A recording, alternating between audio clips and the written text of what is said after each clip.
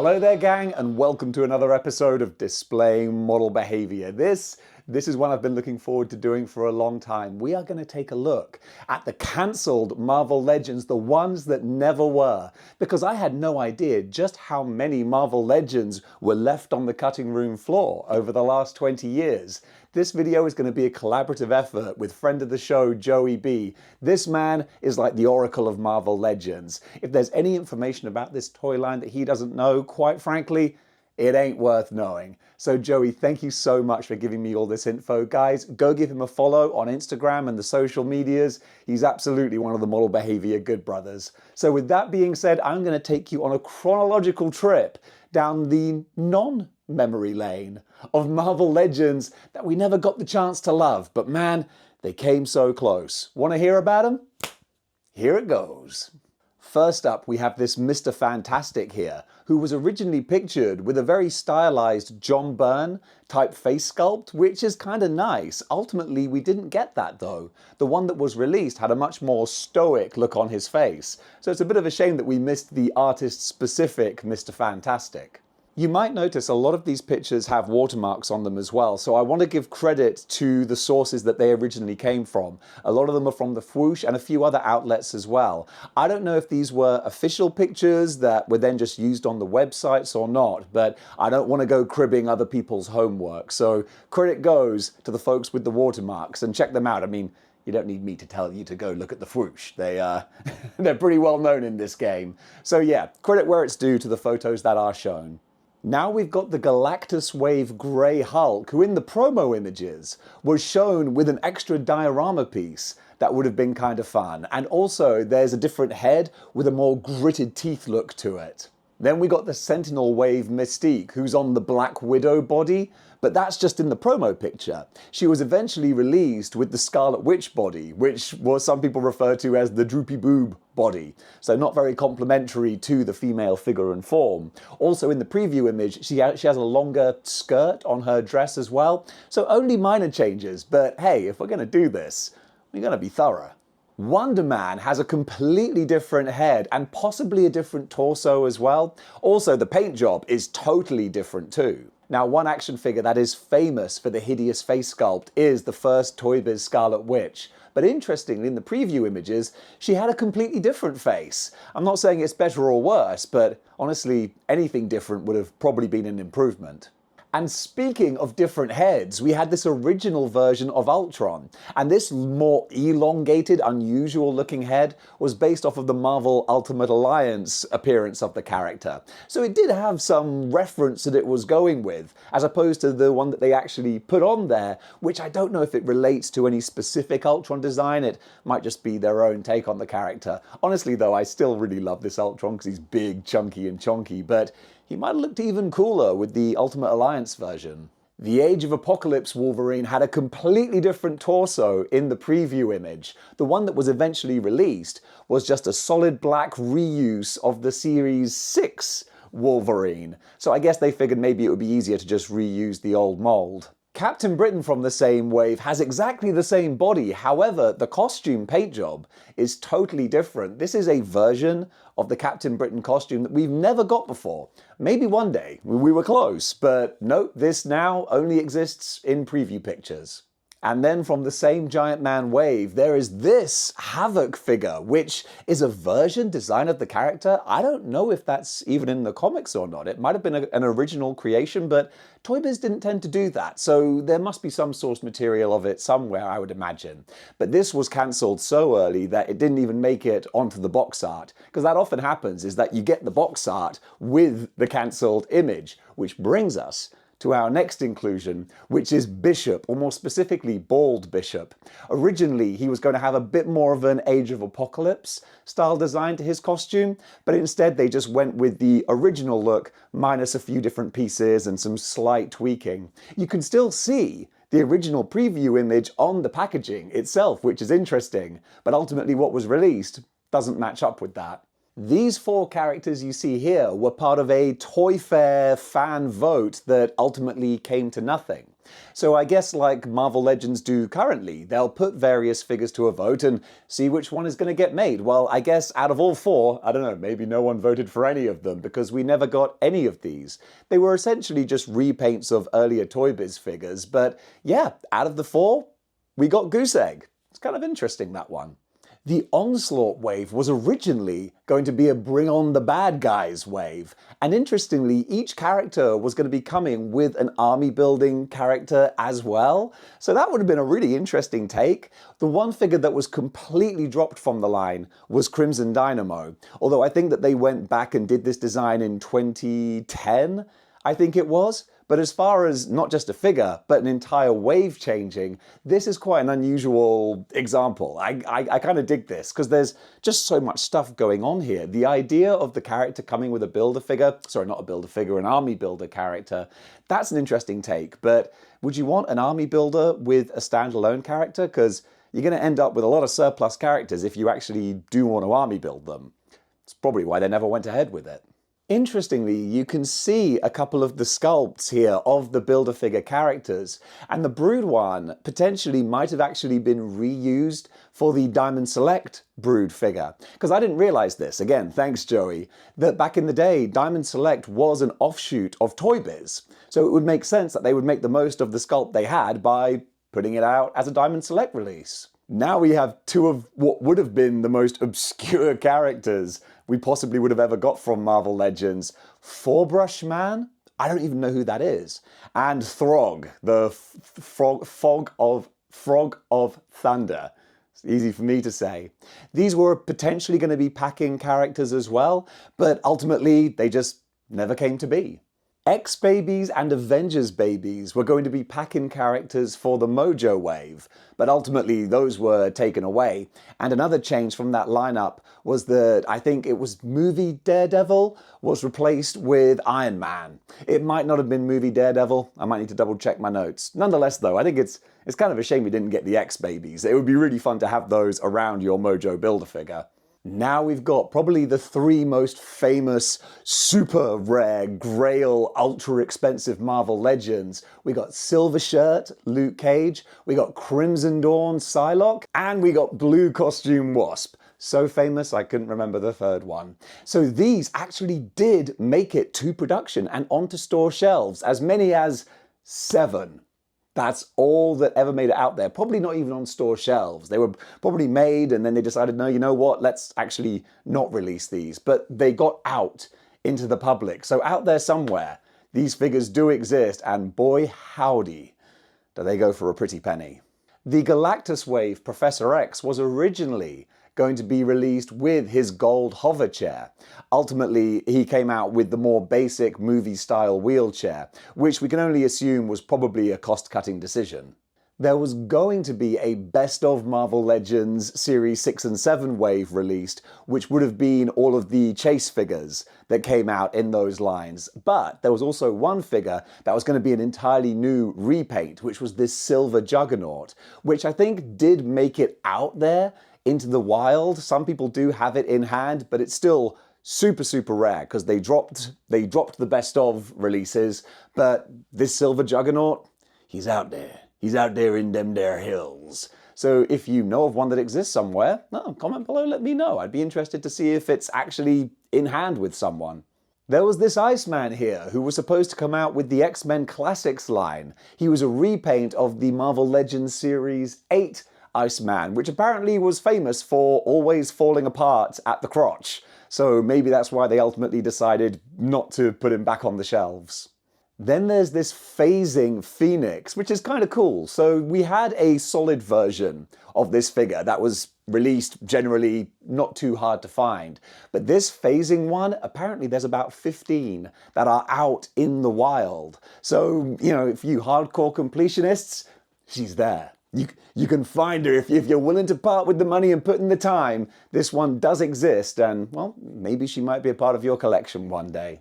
We've got this Psylocke, who really just has shorter hair. I think that's the only major difference between her and the one that was released. But, like I told you, we're being thorough with this list. These are really interesting now. We have Bug and Diawraith from the Micronauts. Just some early concept art and some, I don't know, sort of mock-ups, I guess, but these would have been great fun. Big, chunky monsters. I love that kind of thing. Maybe they decided that they required a bit too much heft and plastic for what were quite niche characters. Also got some Darkhawk concept art here as well. We eventually got a Darkhawk, but it could have happened a lot sooner. Also, you can see some Toy Shiz watermarks here, so shout out and credit to Toy Shiz for these pictures. And while we're looking at some concept art, there's also versions of a Build-A-Figure Odin and Absorbing Man as well. These were apparently right on the cusp of being made before Toy Biz ultimately dropped the Marvel license, or like were forced to. I mean, we always credit Toy Biz for giving us so much bang for our buck, but ultimately they couldn't financially sustain that. Also, after Toy Biz lost the Marvel license, they did their Legendary Heroes line, which had other comic characters like Judge Dredd and Savage Dragon. So I guess maybe they didn't stop doing it because they couldn't afford it. Maybe they were outbid, or I don't know. That's business stuff. And I'm in the business of doing business, but not someone else's business. But they were going to do a second line as well. So you can just see these early photos here of what might have happened had we actually got round 2 of the Legendary Heroes. And one thing that's a real shame we never got was the concept of a Build-A-Vehicle.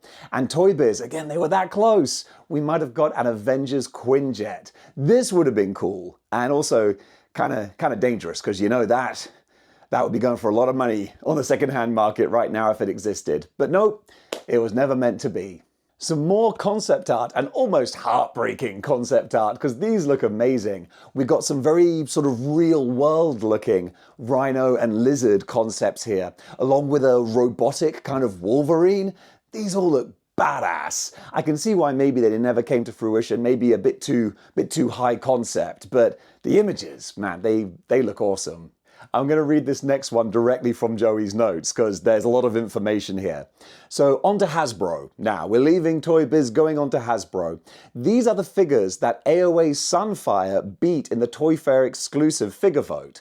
You know what? That Sunfire is amazing, so, you know, I think we got a winner there. So there's Aurora Northstar, and Northstar is on the Bullseye body, a Training Suit Gambit on the same Bullseye body, a really gangly looking Magneto, these are Joey's words here, Lilandra, and a not bad for the time looking Silver Samurai, and Storm. And a little editorial from Joey, it's kind of hard to believe that Sunfire would beat most of these in a vote. At least we've gotten better figures of all of these since then. Now we got some pictures of Bi-Beast and Red King, who were going to be a part of the Fin Fang Foom wave. I always feel that the Incredible Hulk is kind of underrepresented when it comes to his specific villains. We got the Leader and Abomination, but that's about it. So Bi-Beast, he would have been great fun. Maybe one day, because I imagine Hasbro could do an amazing deluxe figure of that guy. Who knows? Alright, again with reading directly from my notes, but there's a lot of info here. So Lady Bullseye, Multiple Man, Brother Voodoo, Bagman, Dark Miss Marvel, Nuke, Terra Inc., Havoc, Phantom X, X-Force, Wolverine, The Hood, White Phoenix, and Constrictor were all shown. And Joey says, I believe they were all options in the fan vote that year, but clearly none of them won. The winners of the vote that year were Deadpool, Warpath, Valkyrie, Black Widow, Hulk, and Winter Soldier. Valkyrie was also originally supposed to get re-released in the Fin Fang Foom wave, but was cut. Black Widow had a different head and different torso piece when she was released. Warpath had a new head and re-sculpted body. Deadpool ended up using the same body, but different head, feet, and other parts. Lady Bullseye, Black Widow, Dark Miss Marvel, and White Phoenix were supposed to just use the basic female body from that time. Multiple Man, The Hood, and Terra Inc. were supposed to use the ultimate Nick Fury body. Bagman used a Toy Biz Mr. Fantastic body. Phantom X, Deadpool, Constrictor, and Havoc were all using the Toy Biz Bullseye body. Nuke and Warpath were using the Toy Biz Hulkling body. Wolverine used the Toy Biz Series 6 Wolverine body, and Dr. Voodoo appears to be using the Toy Biz Face-Off Punisher body, just with a lot of overlays and bare feet, which were probably reused from Kazar. The only characters from this whole lineup that have yet to ever see the light of day are Terra Inc. and White Phoenix. Maybe one of these days. And again, talking about obscure characters, Terra Inc.?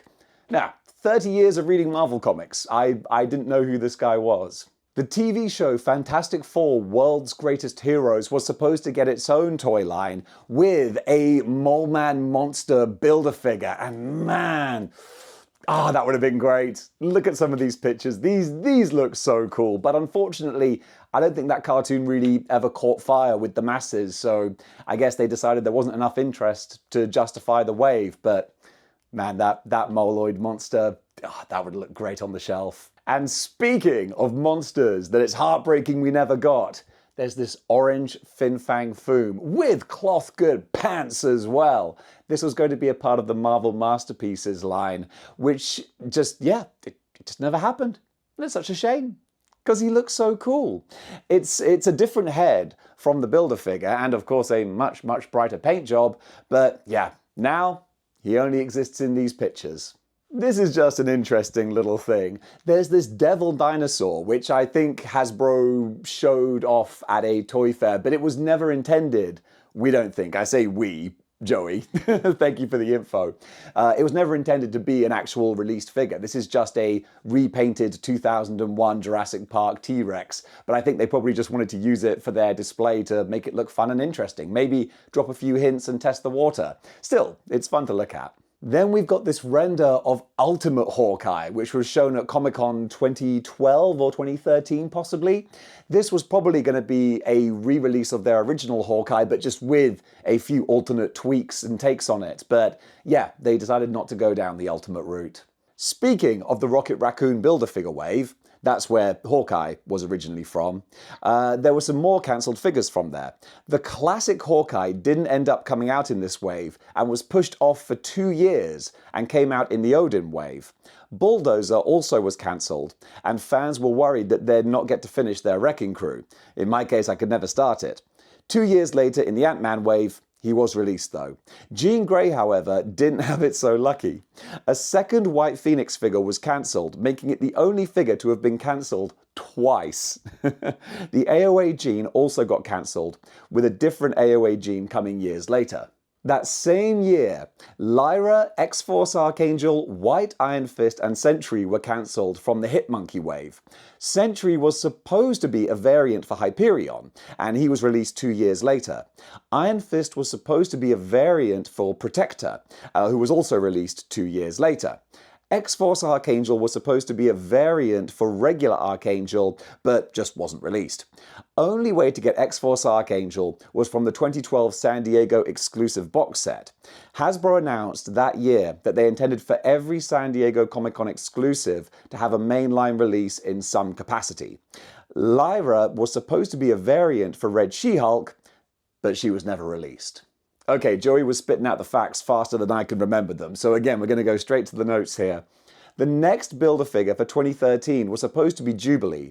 The whole wave was cancelled. Jubilee was later released as a BAF in 2014. Moonstone from the Thunderbolts box set was supposed to get re-released as a single-carded figure.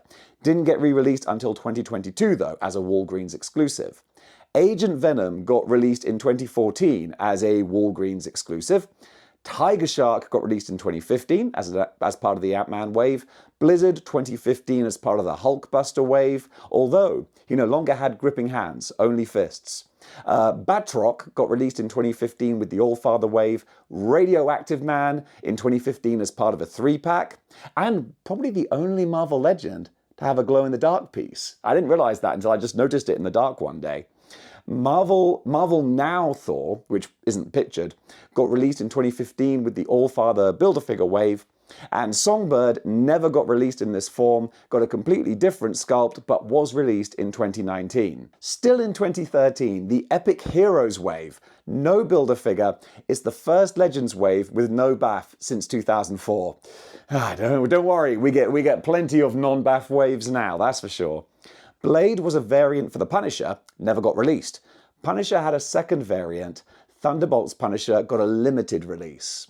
Doctor Doom had a variant Future Foundation figure, which was supposed to be cancelled, but for some reason was super abundant in Europe, non-existent in the US. X-Force Deadpool had a variant Red Deadpool. Just like Doctor Doom, the Deadpool variant was cancelled but was super abundant in Europe. Didn't matter much though, because Red Deadpool was a straight re-release of Warpath 2-pack Deadpool anyway. And then Moonstar was a variant of Mystique.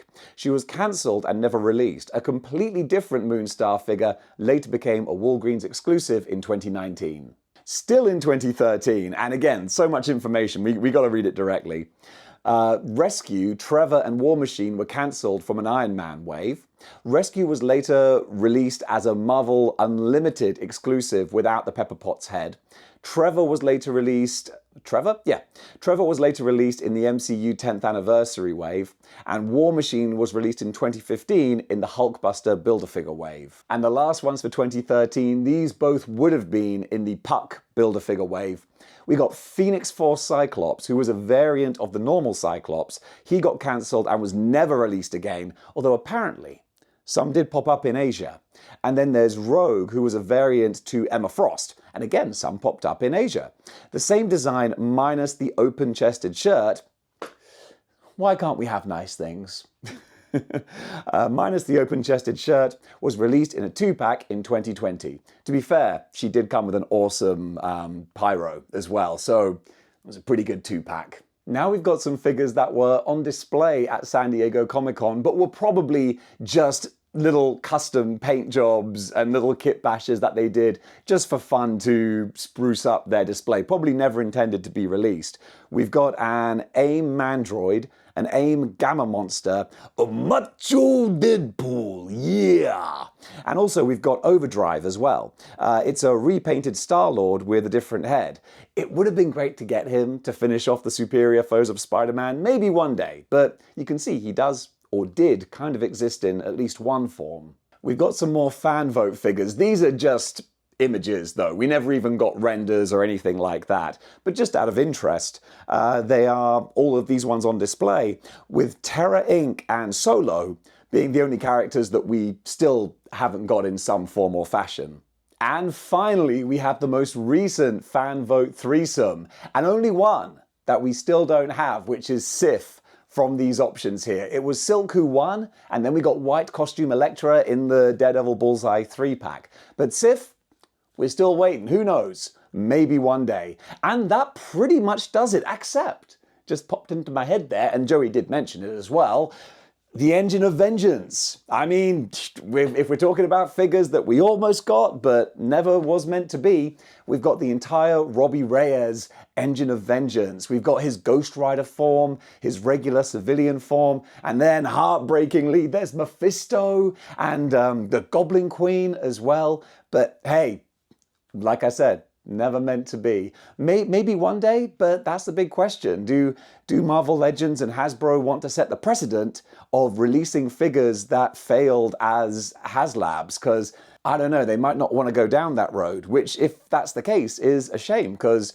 those are 3 big characters that a lot of people want, but I don't know, maybe they'll never see the light of day. And folks, that does it for this episode. Thank you so much, Joey B, for all of this information. Guys, go give him a follow. He's one of the Model Behavior good brothers, and there is absolutely no way in the world I could have ever made this video without him. And also shout out to Toy Fair and Toy Shiz and Fwoosh, the folks who have the watermarks on the pictures.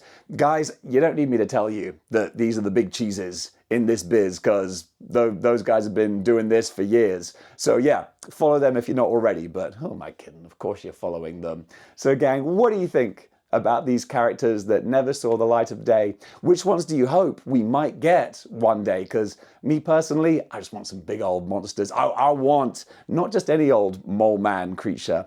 I want the big monster from Fantastic Four #1. You could do such great fun dioramas with that. Then again, that would be pretty huge as well. Nonetheless though, comment below, let me know. And if you enjoyed this episode and you want to help support the channel, well, you can give this a thumbs up, like, I'd really, really appreciate that. Or if you want to go one step beyond, you can become a YouTube channel member, and then you can take part in all the live streams and watch all the exclusive videos and go into the Model Behavior back catalog and all that good stuff. It's a great time. So guys, thank you so much, everyone who does support the show, and thank you for watching this video. And until the next one, keep displaying model behavior.